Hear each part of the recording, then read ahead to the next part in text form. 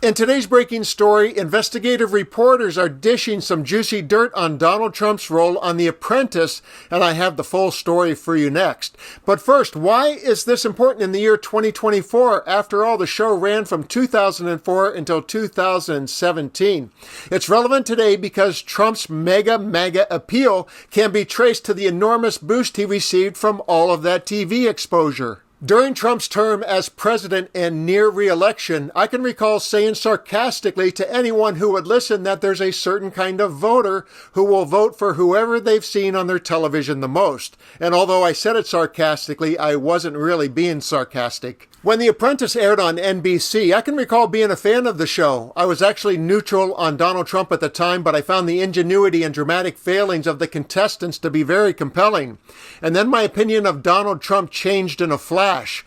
I remember realizing that he's a world-class slimeball during this misogynistic drop-the-mic moment. Let me say this. Sure. Brandy came in here, she got down on her knees and said, I passionately want to do this. I, at this point, am the team chooser, not the team leader yet. Excuse me, you dropped to your knees. Yes. And begged to do this. And I said, I'm looking around the room, and we had even LaToya, who sitting beside me, thought maybe Brandy was right. Must be a pretty picture you drop into John your and knees. Dennis thought I should be. Omarosa said me. But this report is not about his lack of moral character as a man on Apprentice, but about the illusion of Donald Trump. Is he a successful capitalist or master at creating facades? The answer is in two parts. In part one from CNN, the reporters reveal what led up to The Apprentice and why they call Trump the lucky loser and his incredible financial windfall.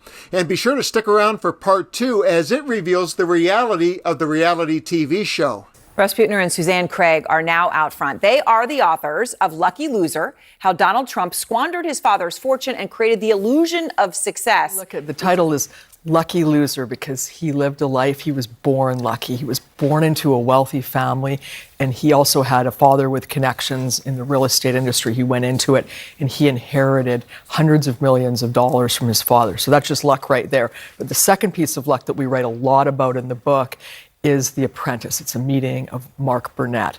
And at the time that he met Mark Burnett was looking to do another reality TV show. He'd just come off Survivor. It was red hot.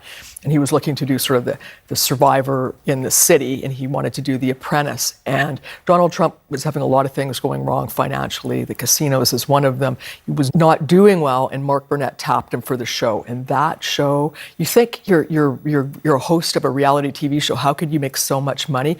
But the genius of it was Mark Burnett had negotiated with NBC.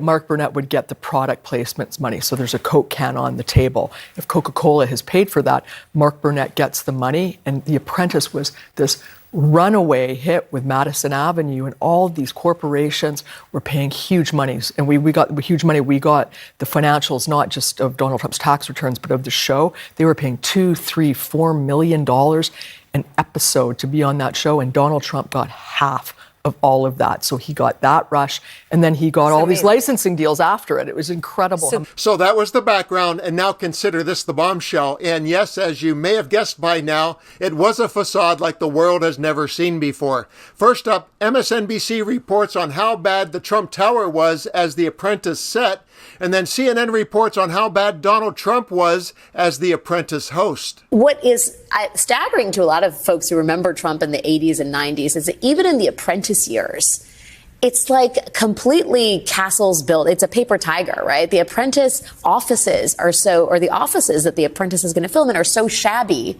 that they have to kind of use smoke and mirror. Can you talk a little bit about the stagecraft of pretending that Donald Trump is actually a successful businessman? There was a lot of stagecraft involved when Mark Burnett showed up at the offices and his producers. They came in thinking that they were going to be casting a billionaire. And keep in mind, Donald Trump was the host of the show. He was the prize that all these contestants wanted. They were vying and they were scheming to work for.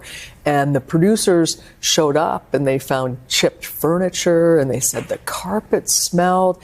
They just said it was awful. So they ended up creating a whole nother area on the fourth floor of Trump Tower, partly for where the contestants would live, but the whole boardroom was fake. That was not Donald Trump's boardroom. They had to recreate the whole thing. In this case, Omarosa has to go. You're fired. So, Russ, you learned that Trump was so unpredictable with who he was going to fire and that it was not based on sort of how they performed. They were tasks. I remember judging some of these tasks. It was supposed to be who did the worst on the tasks, but that he sometimes would be so bad about his choice about who he fired that they'd have to go back and edit it to make that person look bad. That's exactly right. The first face you showed there was David Gould, who had an MBA. He was a medical doctor, I think, as well. A really amazing guy who a lot of the producers thought was going to win that whole series. That season, he would just run the whole gauntlet. But Trump fired him on like the very first episode. And people in the control and the producers were like, oh, my God, what do we do with this now?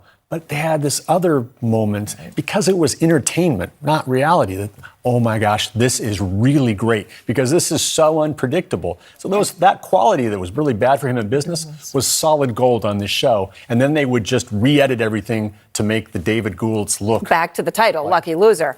Donald Trump had hinted at being a presidential candidate before 2016, and I think if he had run, he would have lost. But being on television weekly for 14 years gave him a runway that no candidate has ever had.